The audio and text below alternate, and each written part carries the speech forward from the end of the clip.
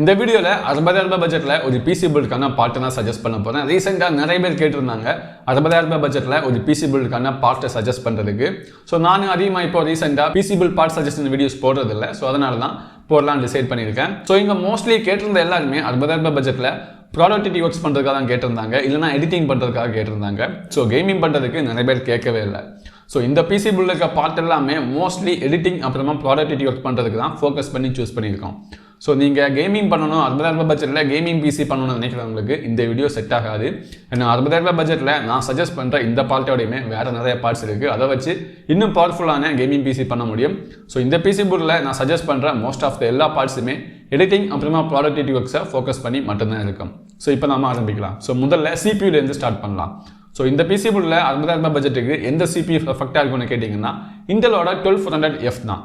So எதுக்காக இந்த CPU choose பண்ணியிருக்கேன்னு கேட்டிங்கன்னா இதுக்கு காம்படிஷனாக AMD சைடில் பார்த்தோம்னா AMDோட 5600 இருக்குது, அப்புறமா AMDோட 5600X இருக்குது. இந்த AMDோட 5600 எடுத்தோம்னா அதோட ப்ரைஸிங் இதை விடையுமே ஒரு 500 ரூபீஸ்லேருந்து 1000 ரூபீஸ் அதிகமாக தான் இருக்கும். சம்டைம்ஸ் இதுக்கு ஈக்குவலாக கூட இருக்கும். ஸோ இருந்தாலுமே ப்ராடக்டிவிட்டி ஒர்க்ஸில் நம்ம சிங்கிள் கோர் மல்டி கோர் பெர்ஃபார்மன்ஸை கம்பேர் பண்ணி பார்த்தோம்னா அங்கே இன்டெலோட 12400F தான் அதிகமான பெர்ஃபார்மன்ஸை கொடுக்கும். ஸோ அதே போல் தான் நாம AMDோட 5600X கூட கம்பேர் பண்ணி பார்த்தா கூட அங்கேயுமே கிட்டத்தட்ட ஒரு மிக்ஸ்டு பெர்ஃபார்மன்ஸ் தான் கிடைக்கும். சில சாஃப்ட்வேர்ஸ்ல எல்லாம் AMDோட 5600X அதிகமான பெர்ஃபார்மன்ஸை கொடுக்கும், சில சாஃப்ட்வேர்ஸில் 12400F அதிகமான பெர்ஃபார்மன்ஸ் கொடுக்கும். ஆனால் ஓவராலாக பார்த்தோம்னா இங்கே இன்டெல் தான் வின் பண்ணும் ப்ராடக்டிவிட்டி ஒர்க்ஸ்னு பார்த்தோம்னா. அதுவும் இல்லாமல் இந்த 5600Xோட ப்ரைஸிங் இன்டெலோட 12400F விடையுமே ஒரு 1500லேருந்து 2000 ரூபீஸ் அதிகமாக தான் இருக்கும். ஸோ ஓவராலாக 15000க்கு உள்ள நாம ஒரு ப்ராடக்டிவிட்டி ஒர்க்ஸ் இல்லைனா எடிட்டிங் பண்ணுறதுக்கு ஒரு நல்ல CPU பார்க்கணும்னா அது கண்டிப்பாக 12400F தான் இருக்கும். ஸோ அதனால தான் இந்த CPU சூஸ் பண்ணியிருக்கேன். ஸோ இந்த CPU பற்றி மோஸ்ட்லி எல்லாருக்குமே தெரியும்னு நினைக்கிறேன். 6 கோர் 12 thread CPU, இன்டெலோட 12th gen DDR4 RAM DDR5 RAMக்குமே சப்போர்ட் இருக்கு. ஸோ அண்டர் 15000ல இன்டெலோட மோஸ்ட் வேல்யூ ஃபார் மணி CPUனா இந்த CPU தான். அப்புறமா இந்த PC பில்டுக்கான மதர்போர்டு நான் இங்கே Z சீரிஸ் மதர்போர்டு சூஸ் பண்ணல. ஏன்னா அண்டர் 16000ல நாம Z690 இல்லைனா Z790 போனோம்னா கண்டிப்பாக பட்ஜெட்டுக்குள்ளே சரியாக வராது, நம்ம பவர்ஃபுல்லான கிராஃபிக்ஸ் கார்டு சூஸ் பண்ண முடியாது. ஸோ இங்கே நான் B660 மதர்போர்டு தான் சூஸ் பண்ணியிருக்கேன். ஸோ நான் சஜஸ்ட் பண்ணுற மதர்போர்டு என்னென்னா ஆக்சரோக்கோட Pro RS மதர்போர்டு தான் சூஸ் பண்ணுவேன். ஸோ இந்த B660 Pro RS மதர்போர்டில் என்னென்ன ஹைலைட்டான ஃபீச்சர்ஸ் கொடுத்துருக்காங்கன்னா இந்த மதர்போர்டில் 8 VRAMs கொடுத்துருக்காங்க. ஸோ இந்த மதர்போர்டோட ப்ரைஸிங் மேக்ஸிமமாக 10,500 ரூபீஸ் தான் வரும். ஸோ அந்த பட்ஜெட்லேயே அவங்க B660ல 4 RAM ஸ்லாட் கொடுத்துருக்காங்க. இந்த பட்ஜெட்டில் வர அதர் B660 மதர்போர்டு நம்ம பார்த்தோம்னா அதில் 2 RAM ஸ்லாட் தான் கொடுத்துருப்பாங்க. ஸோ அதுவும் இல்லாமல் இதில் இப்போவே நீங்கள் 12th gen 13th gen 14th gen எல்லா CPUஸுக்குமே சப்போர்ட் இருக்குது. அவங்க ஆல்ரெடி பயோஸ் அப்டேட்டை ரிலீஸ் பண்ணிட்டாங்க. ஸோ இந்த மதர்போர்டை வாங்கி நம்ம பயோஸ் அப்டேட் பண்ணி 14th gen CPUs கூட அப்கிரேட் ஆகலாம். கிராஃபிக்ஸ் ஸ்லாட்டுக்கு PCIe Gen 4 சப்போர்ட் கொடுத்துருக்காங்க, 2 NVMe ஸ்லாட் கொடுத்துருக்காங்க. அதுலேயுமே ஒரு NVMe ஸ்லாட்டில் அதிலே ஹீட் சிங்க் கொடுத்துருக்காங்க. ஸோ மதர்போர்டு பார்க்குறதுக்கு கொஞ்சம் குட்டியாக இருக்கிற மாதிரி இருக்கலாம், ஆனாலுமே 2 NVMe ஸ்லாட் கொடுத்துருக்காங்க.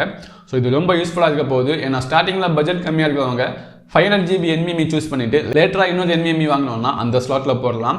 ஸோ இது ரொம்ப யூஸ்ஃபுல்லாக இருக்க போகுது. அதுக்கப்புறமா வைஃபைக்கு M2E கீ கொடுத்துருக்காங்க. ஸோ நீங்கள் லேட்டராக கூட வைஃபையை நேட்டிவாக மதர்போர்டில் வர மாதிரி இன்ஸ்டால் பண்ணிக்கலாம். USB 3.2 Gen 1 சப்போர்ட் இருக்குது, Type-C சப்போர்ட்டுமே இருக்குது. ஆடியோ கோடு பேசிக்கான 897 தான் இருக்குது. ஸோ ஓகேபிள் நார்மலான ஒரு ஆடியோ தான். ஸோ அதுக்கப்புறமா இதில் LAN கனெக்டிவிட்டிக்கு 1GB per சப்போர்ட் கொடுத்துருக்காங்க. ஸோ அதுக்கப்புறமா ஆஸ்ட்ரோக்கோட காமனான சாஃப்ட்வேர் ஃபீச்சர்ஸை கொடுத்துருக்காங்க. ஸோ இதுதான் இந்த மதர்போர்டோட ஹைலைட்டான ஃபீச்சர்ஸ்.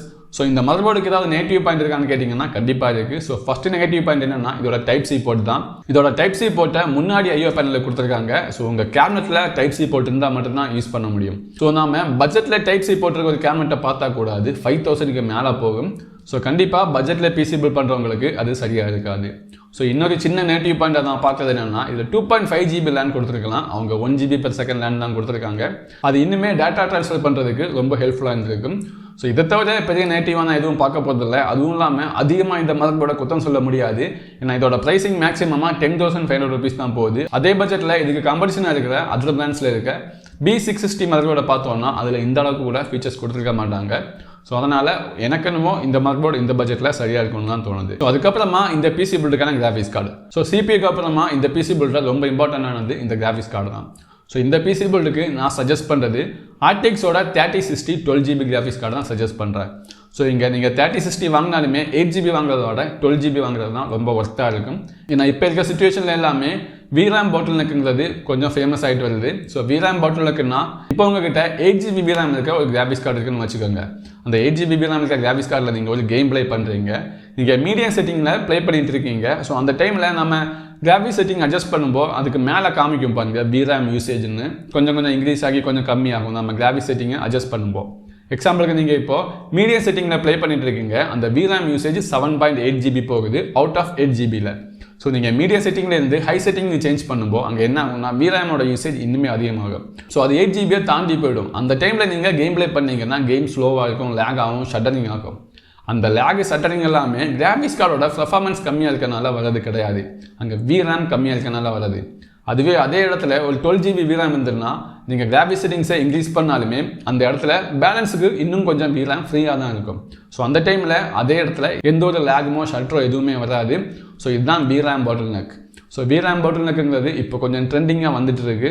ஸோ அதுவும் இல்லாமல் நீங்கள் 4K ஃபுட்டேஜ் எடுக்கிறீங்கன்னா மேபி மோஸ்ட்லி உங்களுக்கு அதிகமான VRAM இருக்க கிராஃபிக்ஸ் கார்டுமே தேவைப்படலாம். ஸோ அதனால தான் இந்த கிராஃபிக்ஸ் கார்டை சூஸ் பண்ணியிருக்கேன். அண்டர் 25,000ல் எனக்கு தெரிஞ்சு NVIDIAவில் most value for money graphics கார்டுனா இந்த RTX 3060 12GB தான். இதுக்கு கீழே போனோம்னா RTXோட 2060 சூப்பர் தான் இருக்குது. ஸோ அது சூஸ் பண்ணாலுமே பிரச்சனை இல்லை, அதுலேயுமே 12GB RAM இருக்க மாடல் இருக்குது. ஸோ அதுக்கப்புறமா RTX கிராஃபிக்ஸ் கார்டை சஜஸ்ட் பண்ணுறதுக்கு ரீசன் என்னன்னா இந்த OpenGL அப்புறமா இந்த கோடா கோர் இதோட பெர்ஃபார்மன்ஸ் எல்லாமே NVIDIA கார்டு கூட கம்பேர் பண்ணி பார்த்தோம்னா இந்த RTX கார்டில் இன்னுமே நல்லா அதிகமாக இருக்கும். ஸோ ரொம்ப சொல்கிற அளவுக்குலாம் அதிகமாக இருக்காது, மேபி 1 minute 2 minutes எல்லாம் கொஞ்சம் ஃபாஸ்ட்டாக இருக்கலாம். இருந்தாலுமே எதுக்காக இந்த RTX கார்டை சஜஸ்ட் பண்ணுறோன்னா உங்களுக்கு டைம் தான் ரொம்ப முக்கியம். இப்போ ப்ராடக்டிவிட்டி ஒர்க்ஸ் பண்ணுறீங்க, எடிட்டிங் பண்ணுறீங்க, எனக்கு ஒவ்வொரு நிமிஷமுமே ரொம்ப முக்கியம் அப்படின்னு நினைக்கிறவங்க தாராளமாக இந்த கிராஃபிக்ஸ் கார்டை சூஸ் பண்ணலாம். ஏன்னா இதே இடத்துல அதிகமாக கேமிங் பெர்ஃபார்மன்ஸ் கொடுக்குற AMD கிராஃபிக்ஸ் கார்டு கூட இருக்குது. அது மோஸ்ட்லி மேபி இப்போ எக்ஸாம்பிளுக்கு இந்த RTX கார்டில் ஒரு 2 minutesல ஒரு வீடியோ ரன் ஆகி முடியுதுன்னா மேபி அந்த AMD கார்டில் 2.5 minutes ஆகலாம், இல்லைனா 3 minutes ஆகலாம். ஸோ அந்த மாதிரி தான் டிஃப்ரெண்ட் இருக்குமே தவிர ரொம்பலாம் டிஃப்ரெண்ட் இருக்காது. ஸோ இருந்தாலுமே அந்த ஒரு நிமிஷம் கூட எனக்கு ரொம்ப இம்பார்ட்டன்ட், எனக்கு முடிஞ்ச அளவுக்கு ஃபாஸ்ட்டாக ஒர்க் பண்ணணும் அப்படின்னு நினைக்கிறவங்களுக்கு கண்டிப்பாக இந்த RTXோட 3060 தான். இதனால தான் நான் சொல்லியிருந்தேன் இந்த PC build மோஸ்ட்லி ஃபோக்கஸ் பண்ணுறது எடிட்டிங் அப்புறமா ப்ராடக்டிவிட்டி ஒர்க்ஸுக்கு மட்டும்தான். இந்த கிராஃபிக்ஸ் கார்டோட ப்ரைஸிங் 25,500 ஸ்டார்ட் ஆகுது. ஸோ கண்டிப்பாக நீங்கள் 12GB RAM இருக்க கிராஃபிக்ஸ் கார்டை வாங்குறது தான் நானுமே சஜஸ்ட் பண்ணுவேன். அப்புறமா இந்த PC buildக்கான பவர் சப்ளை. ஸோ பவர் சப்ளையில் ரொம்பவே சீப் அவுட் பண்ணக்கூடாது, ஏன்னா பவர் சப்ளையில் இருக்க சேஃப்டி ஃபீச்சர்ஸ் ரொம்ப முக்கியம். நீங்கள் இந்த பவர் சப்ளையில் சீப் அவுட் பண்ணிங்கன்னா உங்கள் கிராஃபிக்ஸ் கார்டுக்கு கூட ப்ராப்ளம் வரலாம், உங்கள் மதர்போர்டுக்கு கூட ப்ராப்ளம் வரலாம். ஸோ இந்த பவர் சப்ளையில் அவ்வளோ சீக்கிரமாக சீப் அவுட் பண்ணக்கூடாது. ஸோ நல்ல பவர் சப்ளையை எப்படி சூஸ் பண்ணுறது, எந்தெந்த பவர் சப்ளை சூஸ் பண்ணலாம் அப்படிங்கிறத பற்றி ஒரு பெரிய லிஸ்ட்டோட நான் ஒரு வீடியோவே போட்டிருக்கேன், அதை செக் பண்ணி பாருங்கள். ஸோ இந்த PC buildக்கு நான் சஜஸ்ட் பண்ணுறதுமே டீப்கூலோட PM650W பவர் சப்ளை தான். 550W போனீங்கன்னா சரியாக இருக்காது, நீங்கள் ஃபுல் பெர்ஃபார்மன்ஸில் போகும்போது கிட்டத்தட்ட 550W கிட்ட பவர் ட்ராப் பண்ணுவீங்க. ஸோ இந்த PC buildக்கு 650W பவர் சப்ளை போகிறது தான் நான் ரெக்கமெண்ட் பண்ணுவேன். ஸோ இந்த பிராண்ட் பிடிக்கல, உங்களுக்கு இன்னொரு பிராண்ட் பவர் சப்ளை தான் வேணும்னா அந்த வீடியோவை செக் பண்ணி பாருங்கள். அந்த வீடியோவில் எல்லா பிராண்டோட லிஸ்ட்டுமே இருக்குது, எந்த பவர் சப்ளையை எப்படி சூஸ் பண்ணுறதுன்னு. ஸோ இந்த வீடியோ பார்த்து முடிச்சதுக்கப்புறமா அந்த வீடியோவை பாருங்கள். ஸோ இந்த பவர் சப்ளையுமே ஒரு C-tier இருக்க பவர் சப்ளை தான். இதுலேயுமே overall production, short circuit production அந்த மாதிரி தேவைப்படுற ப்ரொடக்ஷன்ஸ் எல்லாமே கொடுத்துருக்காங்க. அதுவுமே ஓரளவுக்கு பெட்டராக தான் ஒர்க் ஆகுது. ஸோ 60,000 பட்ஜெட்டுக்குள்ள இந்த பவர் சப்ளையோட ப்ரைஸிங் கிட்டத்தட்ட கரெக்டாக செட் ஆகுது, அதனால தான் இந்த பவர் சப்ளையை சூஸ் பண்ணியிருக்கேன். அப்புறமா இந்த PC buildக்கான கேபினட். ஸோ நம்ம 60,000 பட்ஜெட்டுக்குள்ள இந்த PC build பண்ணும்போது நம்மளால் கேபினட்டுக்குன்னு சொல்லி ஒரு 3,000 இல்லைனா 3,200 தான் அலோகேட் பண்ண முடியும். அதுக்கு மேலே பண்ணோம்னா பட்ஜெட் 60,000க்கு மேலே போகும். ஸோ நம்ம ஒரு கேபினட் வாங்குறோம்னா அதுக்கு ரொம்ப இம்பார்ட்டண்ட்டாக கொடுக்க வேண்டியது ஏர் ஃப்ளோ தான். அந்த கேபினட்டில் நல்ல ஏர் ஃப்ளோ இருக்கான்னு செக் பண்ணணும். ஃபுல்லாக கிளாஸ் பேனல் போட்டு க்ளோஸ் ஆகி வர கேபினட்டெல்லாம் வாங்கக்கூடாது. அதுலேயுமே சைடு இன்டாக்ட் தான் இருக்கும். சைடு இன்டாக்ட் அந்த அளவுக்குலாம் இன்டாக்ட் பண்ணாது. நம்ம ஏசி ரூமில் எல்லாருமே இருக்கிறது கிடையாது. ஸோ முடிஞ்ச வரைக்குமே நல்ல ஏர் ஃப்ளோ இருக்கிற ஒரு கேபினட்டாக வாங்கணும். அப்புறமா கேபிள் மேனேஜ்மெண்ட்டுக்கு ஓரளவுக்கு அது நல்ல ஸ்பேஸ் கொடுத்துருக்காங்களா அப்படின்னு பார்க்கணும். தாறுமாறாக கேபிள் மேனேஜ்மெண்ட் பண்ணோம்னா டஸ்ட் எல்லாமே ரொம்ப ஈஸியாக போய் அதில் ஒட்டிக்கும். ஸோ அதுக்கப்புறமா அந்த கேபினட்டோட குவாலிட்டிக்குமே கொஞ்சம் இம்பார்ட்டன்ட் கொடுக்கணும். ஸோ 3,200 பட்ஜெட்டில் ஆண்டி ஸ்போர்ட்ஸில் 1,100 இருக்குது. அதுக்கப்புறமா ஆண்டெக்கில் NX92 இருக்குது. ஸோ இந்த மாதிரி கொஞ்சம் நல்ல கேபினட் எல்லாம் அந்த பட்ஜெட்லேயுமே இருக்குது. ஸோ உங்களுக்கு எது பிடிச்சிருக்கோ அதே நீங்கள் சூஸ் பண்ணலாம். ஆனால் நான் சொன்ன இந்த விஷயங்களுக்கு எல்லாமே இம்பார்ட்டன்ட் கொடுத்து நீங்கள் ஒரு நல்ல கேபினட்டாக சூஸ் பண்ணுங்கள். அப்புறமா இந்த PC buildக்கான RAM. இந்த PC buildக்கு நான் சஜஸ்ட் பண்ணுறது 3200 மெகா ட்ரான்ஸ்ஃபரோட CL16 RAM தான். இந்த CPUக்கு அந்த RAM பர்ஃபெக்டாக இருக்கும். நம்ம மதர்போர்டில் கூட 3200 CL16 RAM நேட்டிவாக சப்போர்ட் இருக்குது. அதுக்கு மேலே வேணும்னா நம்ம ஓவர் கிளாக் பண்ணி கூட சப்போர்ட் பண்ண வைக்கலாம். ஸோ இந்த CPUக்கு 3200 பர்ஃபெக்டாக இருக்கும். மறக்காமல் CL16 RAM தான் வாங்கணும். மோஸ்ட்லி இந்த நல்ல பட்ஜெட்டில் க்ராஸோட வெஞ்சன்ஸ் அப்புறமா G-Skill RAM கிடைக்கும். அந்த பிராண்டோட 3200 CL16 RAM நம்மளால் 1500லேருந்து 1700க்கு உள்ளே வாங்க முடியும். ஸோ அந்த பட்ஜெட்டுமே கொஞ்சம் டைட்டாக இருக்குன்னு நினைக்கிறவங்களுக்கு டீம் குரூப் RAM வாங்கலாம், இல்லைனா ஏடாய்ட்டோட D30 வாங்கலாம்.